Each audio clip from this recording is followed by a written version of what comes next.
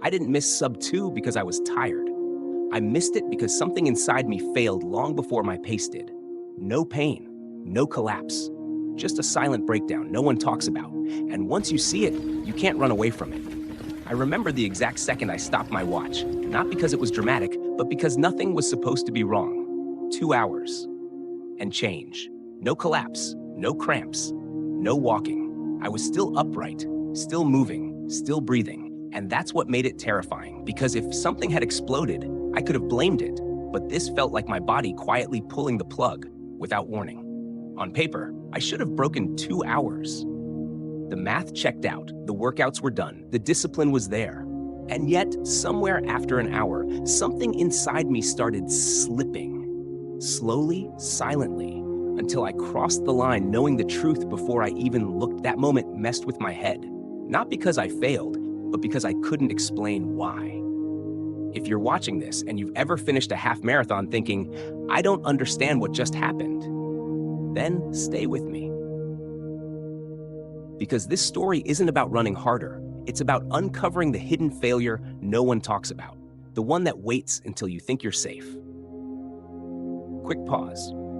If you care about training smarter, understanding your body, and not repeating the same invisible mistakes year after year, consider subscribing to the channel, Lovers. It helps this channel grow and lets me keep breaking down the science that actually matters. Because what cost me Sub-2 wasn't weakness. It was something far more unsettling. And once you see it, you can't unsee it. Once that question took hold, what actually failed inside me? My mind went straight to the most obvious answer: speed. That's what I had always been taught to trust. Speed was measurable. Speed was proof. If I could run a 25-minute 5K, then holding 5:41 per kilometer for a half marathon should have been almost automatic. On training days, that pace felt controlled. Sometimes it even felt easy. So I convinced myself the solution was simple. Sharpen the blade, more intervals, faster splits, tighter pacing. I chased workouts that left me exhausted but satisfied, because exhaustion felt like progress. And for a while, it worked, at least psychologically. Every fast session reinforced the belief that I was on track, that I was building something real. But race day didn't care about my belief system.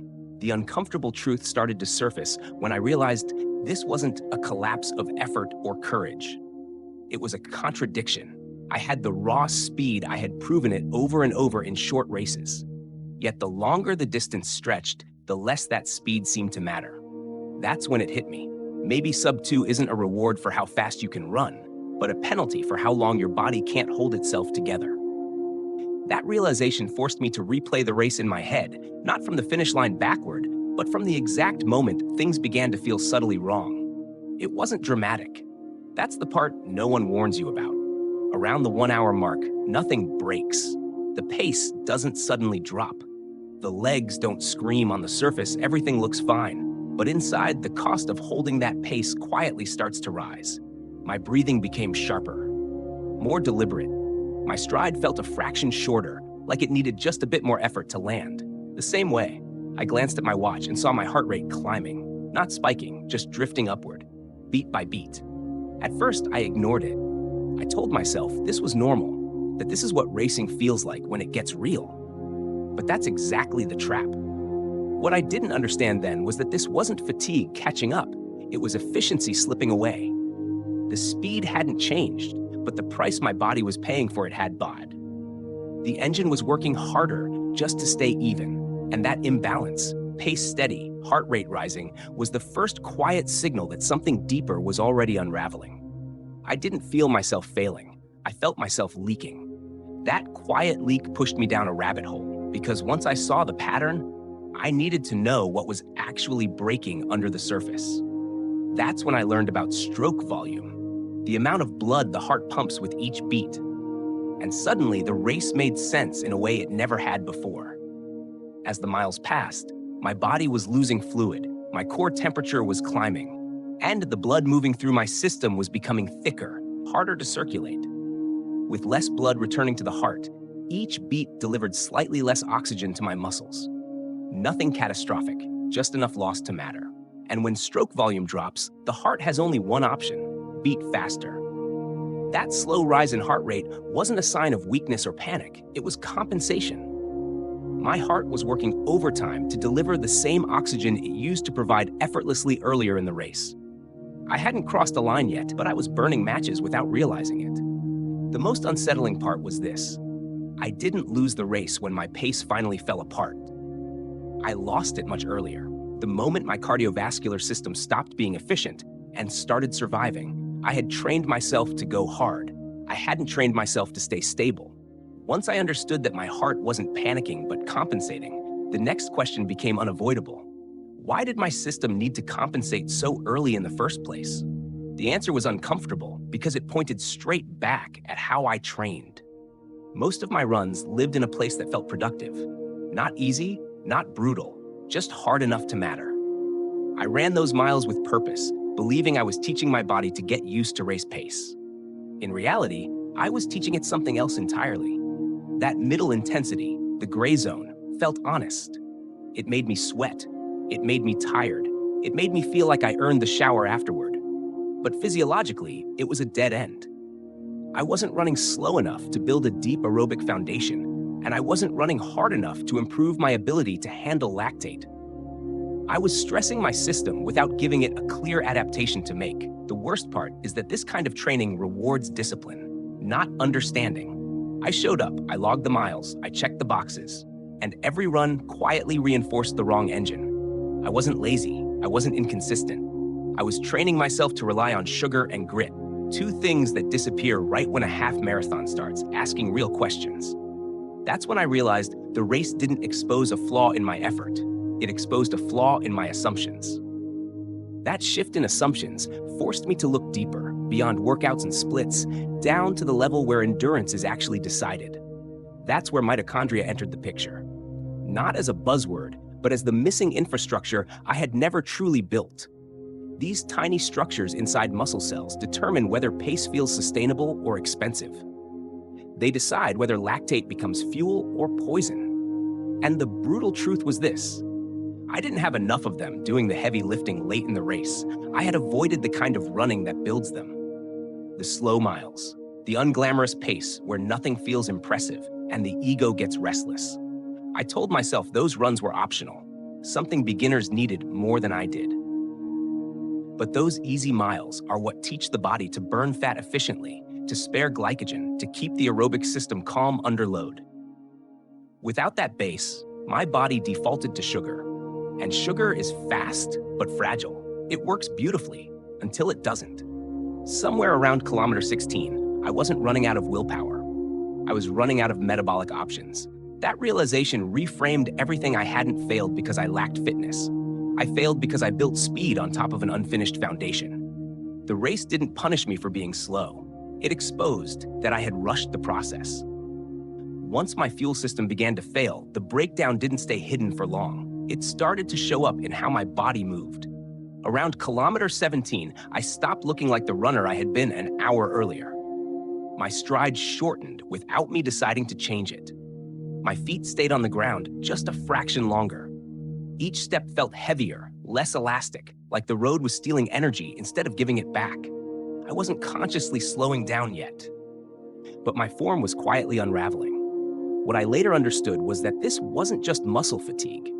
It was a neurological decision. The slow twitch fibers that had carried me efficiently for most of the race were running out of usable fuel. To maintain pace, my brain began recruiting fast twitch fibers, powerful, but metabolically expensive. They burn oxygen and sugar at a rate the late race system can't afford. That's the moment efficiency collapses. The pace suddenly feels twice as hard, not because you're weak, but because every step costs more than it did minutes earlier. This is when runners start shuffling, not quitting. When effort spikes, but speed doesn't follow. Looking back, this wasn't the moment I lost composure. It was the moment my nervous system admitted the engine it had been relying on was no longer sustainable. Watching my form fall apart forced me to confront something I had been avoiding for a long time. Hope was no longer enough. I didn't need another race day pep talk or another belief that next time it'll click. I needed a way to tell the truth before the starting gun ever went off. That's when I came across a simple but brutally honest test.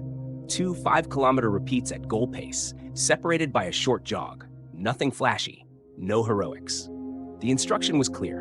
Don't judge the pace. Watch the heart rate. If the second 5 kilometers demanded significantly more from my heart than the first, the message was unavoidable. My system couldn't hold itself together yet. Not mentally, not tactically, biologically. That test changed how I approached readiness. It replaced guessing with evidence. It told me whether my engine stayed stable under load or started drifting toward collapse. And for the first time, I stopped asking if I wanted Sub-2 badly enough and started asking if my physiology was actually prepared to allow it. That clarity reshaped everything that came after.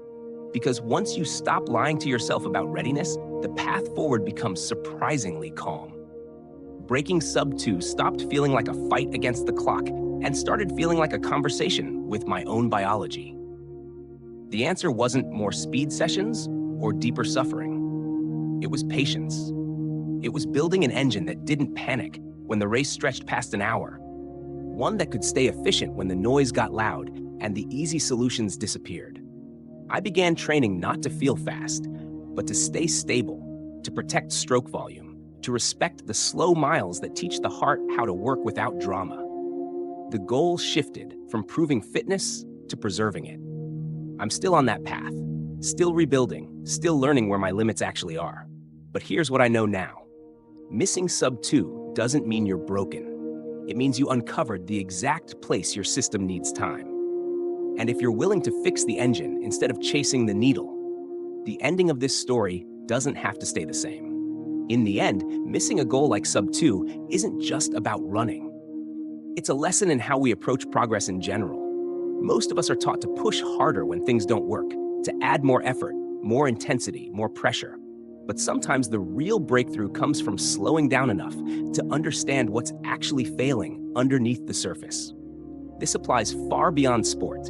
In work, in learning, in relationships, sustainable growth comes from building a strong foundation before demanding peak performance. When you listen to the signals instead of fighting them, progress stops feeling like a constant battle and starts feeling intentional. I'm curious to hear your thoughts. Have you ever chased a goal harder, only to realize later that what you really needed was a different approach? Please share your experience in the comments so we can all learn from each other. And if this perspective resonated with you, consider subscribing to the channel to support more thoughtful, science-based content like this in the future.